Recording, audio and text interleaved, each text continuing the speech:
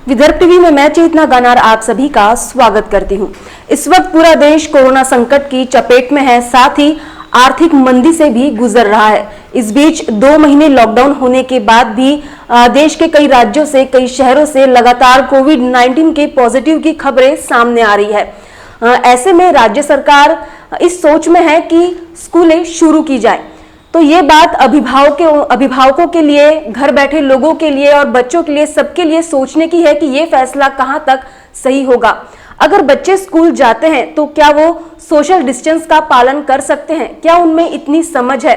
और अगर जाते भी हैं तो उस पर स्कूल मैनेजमेंट किस तरह पूरी बातों को मैनेज करेगा कि ये वायरस एक से दूसरे बच्चों तक ना पहुंचे? तो ये एक बहुत बड़ी बात है। साथ में ऐसी कई बातें सामने आ रही है कि ऑनलाइन परीक्षाएं बच्चों की ली जाए, बच्चे 15 अगस्त तक या फिर अगस्त महीने तक घर से बाहर ना निकले, क्योंकि ये जो वायरस है ये बच्चों और बुजुर्गों में सबसे ज्यादा बढ़ सकता है, उनके लिए सबसे ज्यादा खतरनाक हो सकता है। इसी पूरे मामले पर बात करने के लिए आज हमारे साथ 2 खास मेहमान जुड़ने वाले हैं। सबसे पहले हमारे साथ इस वक्त जुड़ने वाले हैं नागपुर के जाने माने चाइल्ड स्पेशलिस्ट उदय बोधनकर सर, जो कि डॉक्टर है और बच्चों का खासा उन्हें कई सालों का उन्हें एक्सपीरियंस है, बच्चों के विशेषज्ञ रह चुके हैं। तो इस बारे में हम उनसे जानेंगे। इस वक्त बोधनकर सर हमारे साथ जुड़े हुए हैं। सर स्वागत है आपका बहुत बहुत। मैं यहाँ पर आपसे पूछना चाहूंगी कि इस वक्त हमारा सबका एक ही विषय बहुत ही ताज़ा है पिछले कई महीनों से, वो है कोरोना वायरस का। और बच्चों में ये वायरस काफ़ी जल्दी फैलता है, क्योंकि मैं आपसे यहाँ पे एक सवाल पूछना चाहूंगी कि क्या आपको लगता है राज्य सरकार सोच रही है कि जल्द से जल्द स्कूल शुरू की जाए? तो ऐसे में अगर बच्चे स्कूल जाते हैं तो उन पर क्या परिणाम हो सकता है? क्योंकि राज्य में कम से कम 4 से 5 हजार बच्चे रोजाना स्कूल जाते हैं। तो किस उम्र के बच्चों के लिए ज्यादा खतरनाक हो सकता है और इस पूरी बात पर आप क्या सोचते हैं?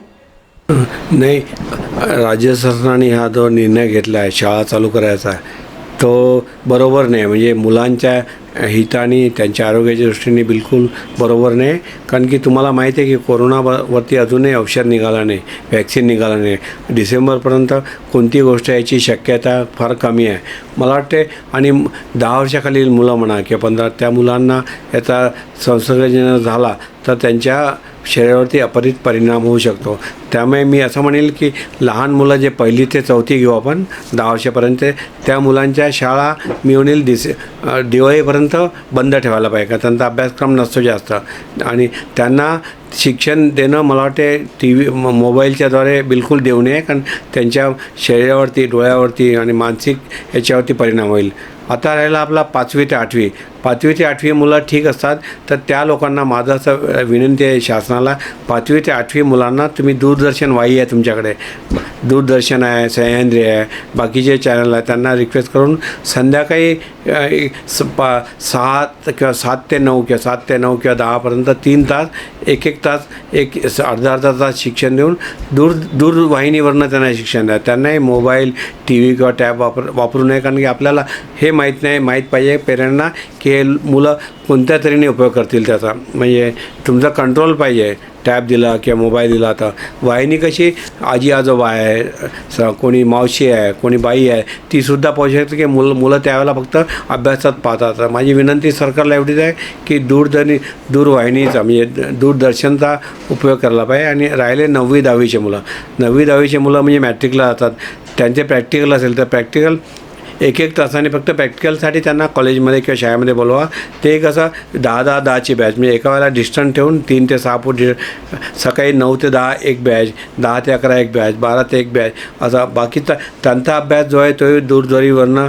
किंवा मग त्या लोकांना 9वी 10वीचे मुलं थोडे मोठे असतात त्यांना टॅबचा उपयोग करून, मग त्यामध्ये वायफाय नको, म्हणजे त्यांचा दुरुपयोग नाही करायला पाहिजे मुलांनी. आता त्याच्यावरती कंट्रोल करणं, का आई वडील दोघेही सर्व्हिसला जातात, घरी फक्त मुलं राहतील आणि त्यांना तुम्ही टॅब आणि मोबाईल द्याल, त्याचा दुरुपयोग करण्याची जास्त शक्यता. आपले मुलं चांगले आहे, संस्कार चांगले आहे, पण कोणालाही हे होतं की आपण पाहू दुसरा, मग पोर्नोग्राफी पाहतात, वाईट चित्रीकरण पाहतात. तर हे जर का अवॉइड करायचं असेल तर त्यांना टॅब असा द्या की ज्याला लॉक राहील, की फक्त शाळेचे जेवढे आहेत तेवढेच पाहतील, बाकीचे गोष्टी पाहणार नाही, असा मोबाईल आणि असं द्यायचं. तर 9वी 10वीच्या मुलांना, 11वी 12वीच्या तर कॉलेजमधले त्यांच्याबद्दल बोलू नये.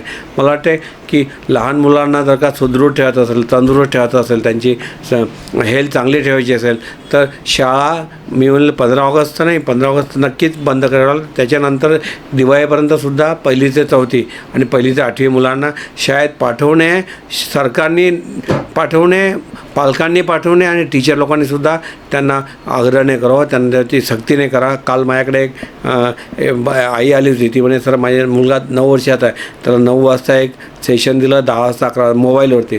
ती म्हणे मी सर्व्हिसला जाऊ की मुलापाशी बसू. तर मला वाटते विनंती करतो शासनाला, सगळ्या अधिकाऱ्यांना एज्युकेशनच्या, की तुम्ही कृपा करून 15 ऑगस्ट काय दिवाळीपर्यंत 1ली ते 4थी मुलं जी आहे त्यांना पाठवायची सक्ती करू नका. त्यांना शाळेत बिलकुल घेऊ नका. शाळेत डिस्टन्सिंग होणार नाही. एका वर्गात 40 मुलं असतात, तुम्ही कसं बघणार 6 फूट डिस्टन्स ठेवा, 3 फूट डिस्टन्स ठेवा. एवढंच नाही, ते गरीब मुलं पायी जातील किंवा सायकलवर जातील किंवा सायकल रिक्षामध्ये, त्यामध्ये 6 मुलं असतात. कसं म्हणणार 2 मुलं द्या, सायकल रिक्षावाला कुठून अर्न करेल पैसा.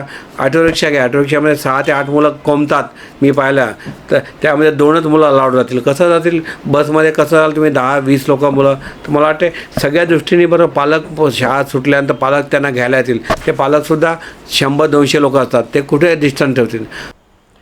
सर यहाँ पर बहुत अच्छी बात आपने कही कि बच्चे अपने घर से निकलेंगे, कई बस कई ऑटो चेंज करते हुए जाएंगे या फिर पालक उन स्कूलों तक पहुंचेंगे. ऐसे में काफ़ी भीड़ इकट्ठा हो जाएगी और इस वायरस के फैलने का डर भी बना रहेगा. यहाँ पर और एक सवाल आपसे पूछना चाहूँगी. ऑनलाइन एजुकेशन की बात की जा रही है, तो ये एजुकेशन देते समय हम बहुत पहले से जब से टेक्नोलॉजी तो बहुत आगे बढ़ चुकी है, लेकिन हम इस बात को हमेशा से ही, हम भारतीय हैं और इस बात को हमेशा से ही मानते हैं कि ऐसी चीज़ों को बच्चों तक काफ़ी समय तक दूर रखना चाहिए जब तक उनमें एक समझ ना आ जाए. तो ऐसे में बच्चों की मानसिकता पर जब हम उनके हाथ में टैब देंगे या मोबाइल देंगे, वो भी एंड्रॉयड, तो उन पर क्या असर पड़ेगा? क्योंकि बहुत समय तक हम कहते हैं कि बच्चों की मानसिकता पर इसका सही असर नहीं पड़ेगा. साइकेट्रिस्ट भी उनका भी यही कहना है. तो ऐसे में जब सरकार को अपना पल्ला झाड़ना है या फिर शासन प्रणाली को, शैक्षणिक प्रणाली को इसकी जिम्मेदारी लेनी चाहिए, तो वो बच्चों के हाथ में मोबाइल देने की बात कर रहे हैं. क्या लगता है आपको, इसका असर बच्चों पे कितना पड़ेगा?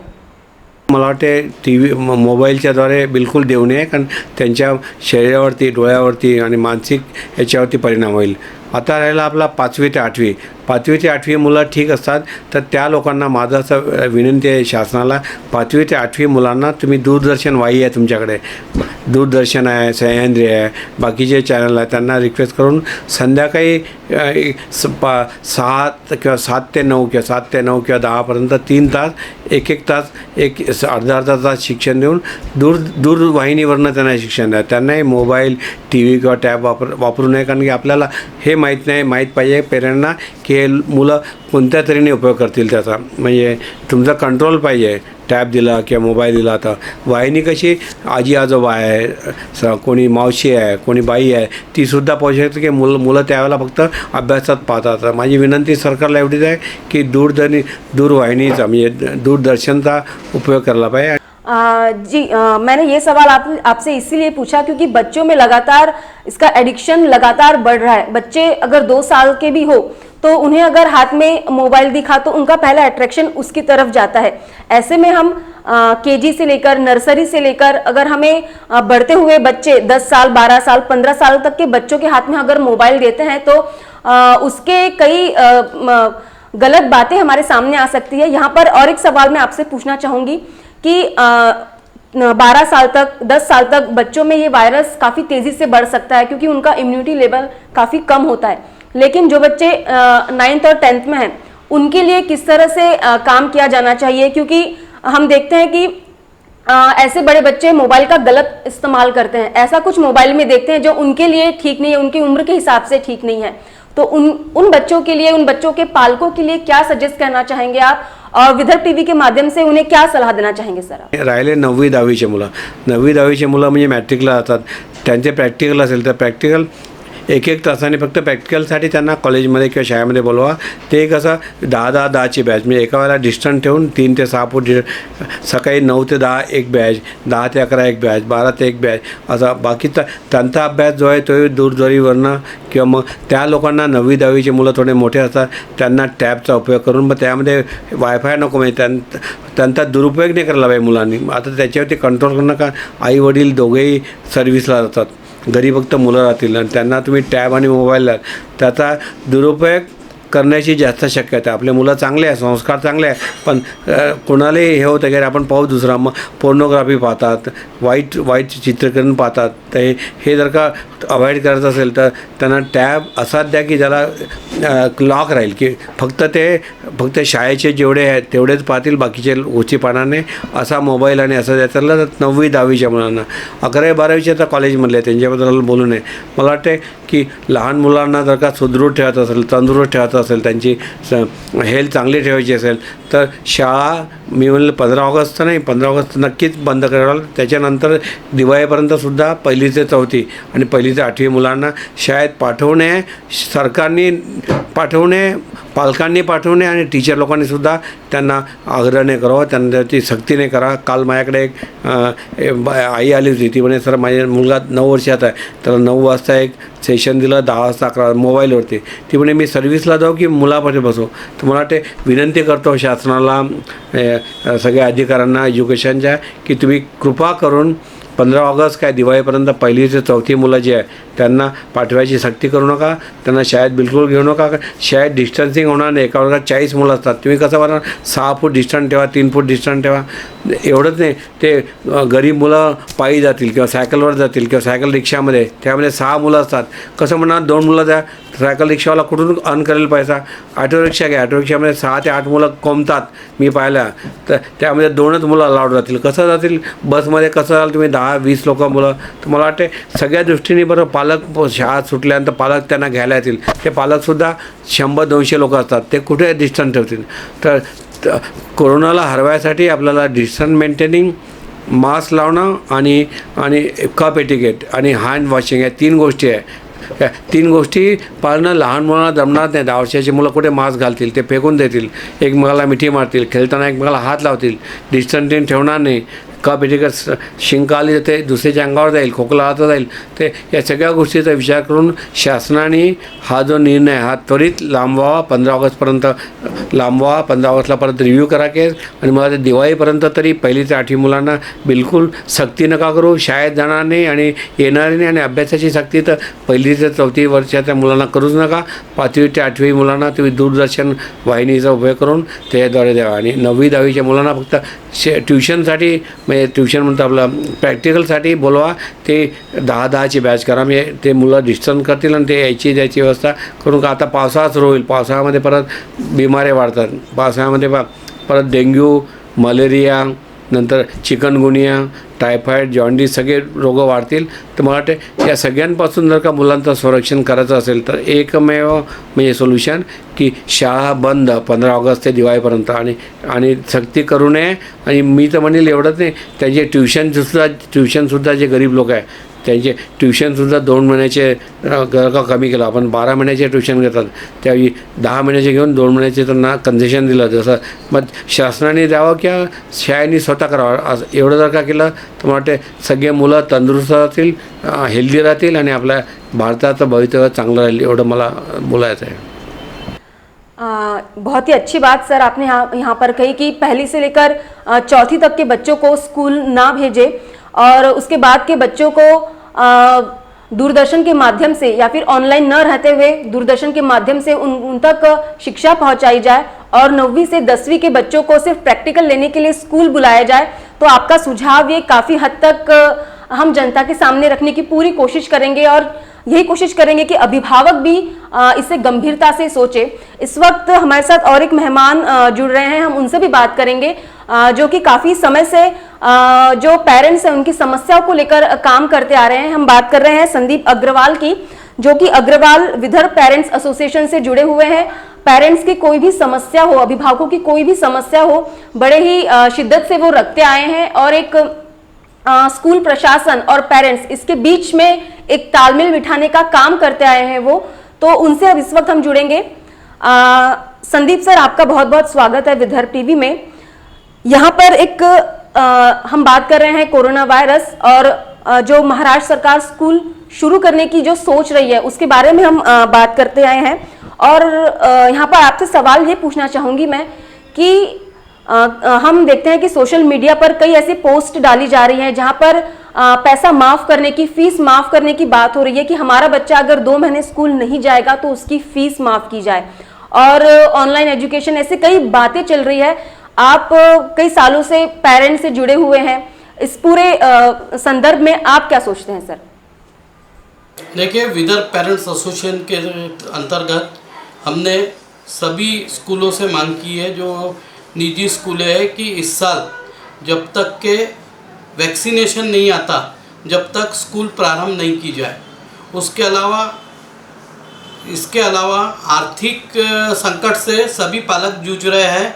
कोरोना महामारी के कारण पिछले 2.5-3 महीने से सब जन अपने घरों में है और अर्थव्यवस्था देश की पूरी चौपट हो गई है। तो हमने मांग की है कि इस साल जो नया शैक्षणिक साल है उसमें फ़ीस में कम से कम 50% की रियायत पालकों को मिले। उसके अलावा जो 3 महीने की फ़ीस मार्च अप्रैल मई की है वो पूरी तरह माफ़ की जाए, और जिन माँ बापों ने वो फ़ीस भर दी है उन पालकों की वो फ़ीस की क्रेडिट अगले साल में दी जाए। इसके अलावा हमने मांग की है कि इस वर्ष जो है गणवेश और किताबों में कोई भी प्रकार का बदलाव ना हो, और सभी स्कूलें जो कमर्शियल एक्टिविटी करती है, किताबें बेचना, जूते बेचना, ये सब भी बंद होना चाहिए, क्योंकि स्कूल जो है पढ़ाई के लिए बनी गई है, ना कि कॉपी किताबें के बेचने के लिए बनी गई है। यही सब मांगों को लेके विदर्भ पेरेंट्स एसोसिएशन ने नो स्कूल नो फीस की मुहिम चालू की है।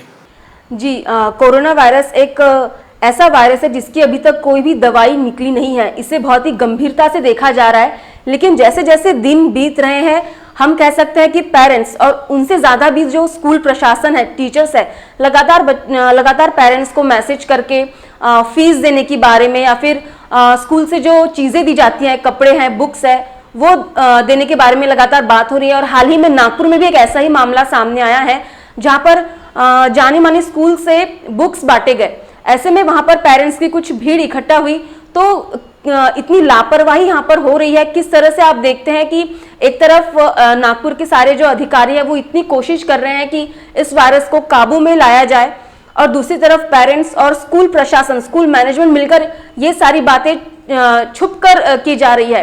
क्या कहेंगे आप और किस तरह के कदम उठाएंगे आप? देखिए, हमको भी खबर मिली थी कि 1 तारीख और 2 तारीख को सेंटर पॉइंट स्कूल ने कॉपी की कलेक्शन के लिए माँ बाप को अपने स्कूल में बुलाया है।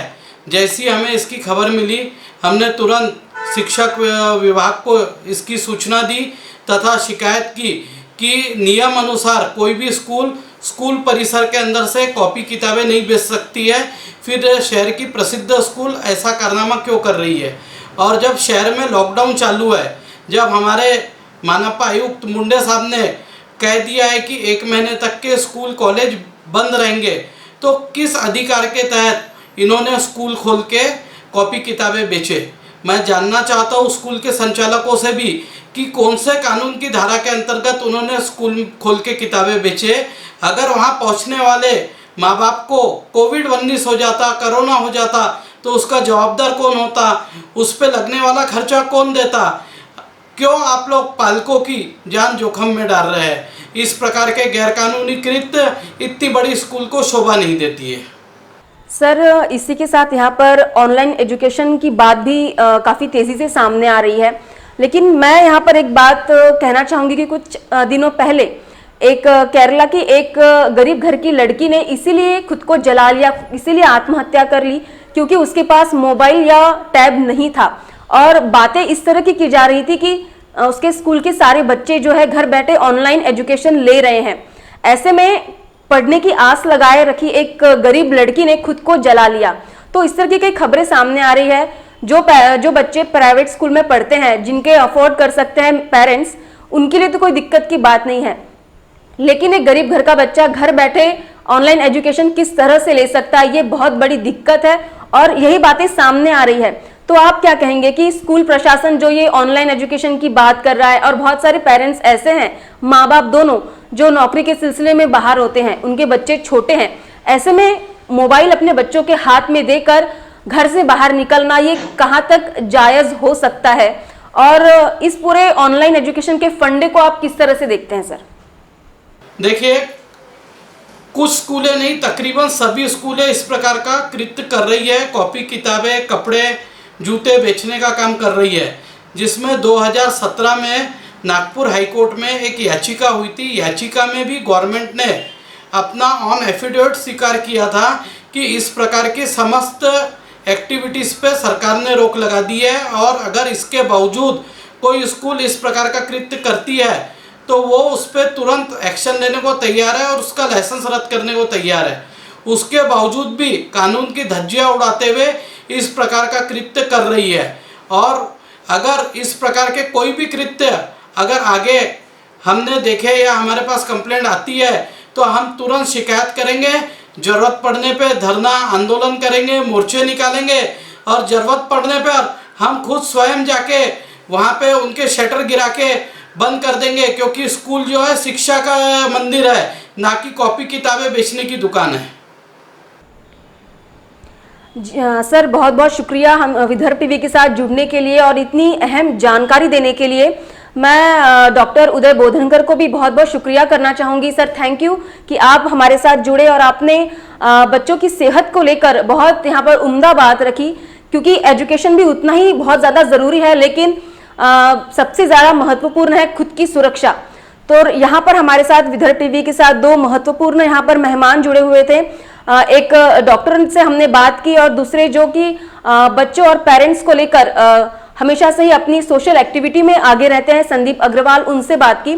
इसमें डॉक्टर बोधनकर का साफ तौर पर यह कहना है कि 15 अगस्त तक स्कूल खोली ना जाए, इसमें किसी तरह की राज्य सरकार जल्दबाजी ना करे, क्योंकि ये बच्चों की सेहत के लिए घातक हो सकता है। अगर आपका बच्चा कुछ महीने तक स्कूल नहीं जाएगा, उसका पहला सेशन नहीं होगा, तो इसमें बहुत बड़ा कोई नुकसान नहीं हो जाएगा। कुछ समय बाद आप धीरे धीरे करके उसे कवर कर सकते हैं। आपका बच्चा अगर चौथी कक्षा तक है तो उसको स्कूल ना भेजे। थोड़ा बड़ा है तो उन्होंने सरकार से अपील की है कि आप दूरदर्शन के माध्यम से, क्योंकि टीवी आजकल सभी के घरों में होता है और दूरदर्शन तो हर कोई देख लेता है, या फिर अगर नहीं भी है तो किसी के घर जाकर एक समय निर्धारित करे और उस हिसाब से बच्चों को एजुकेटेड करे। और रही बात 9वीं से 10वीं तक के बच्चों के लिए, तो आपसे प्रैक्टिकल के लिए कुछ दिन डिसाइड कर ले और स्कूल जाए, प्रैक्टिकल दे। तो इस तरह का उन्होंने काफी अच्छा सुझाव दिया है। खास तौर पर कहा है कि 15 अगस्त तक बच्चों को स्कूल ना भेजे, ये उनकी सेहत का मामला है। और दूसरी तरफ यहाँ पर संदीप अग्रवाल, इन्होंने कहा है कि ऑनलाइन एजुकेशन की जो बातें हो रही है वो दूसरी तरह से बच्चों के पेरेंट्स से फीस निकलवाने की बात की जा रही है, क्योंकि यहाँ पर हम देख रहे हैं कि सोशल मीडिया पर लगातार ये मामला चल रहा है और पेरेंट्स इसी हित में है कि अगर हमारा बच्चा स्कूल नहीं जाएगा तो फीस किस बात की। इसीलिए जो स्कूल मैनेजमेंट है, सभी जो प्राइवेट स्कूलें हैं, वो ऑनलाइन एजुकेशन का नाम लेकर फीस निकालने की बात की जा रही है। इसलिए उन्होंने पेरेंट्स को अवेयर रहने की साफ तौर पर बात की है। आज विदर्भ टीवी के माध्यम से हम इस प्रोग्राम को आपके लिए इसलिए लेकर आए हैं ताकि आप बच्चों की सेहत और एजुकेशन, इसमें कुछ बातों को समझ सके और सोच समझकर अपने बच्चों के हाथ में मोबाइल दे, उन्हें स्कूल भेजे। और इसके ऊपर सबसे बड़ा फैसला यह है कि राज्य सरकार किस तरह की नीति अपनाती है, किस तरह का फैसला लेती है। अभी इस तरह की कोई सोच विचार नहीं हुए हैं, लेकिन सामने जो फैसला आने वाला है उसके लिए हमें तैयार रहना होगा।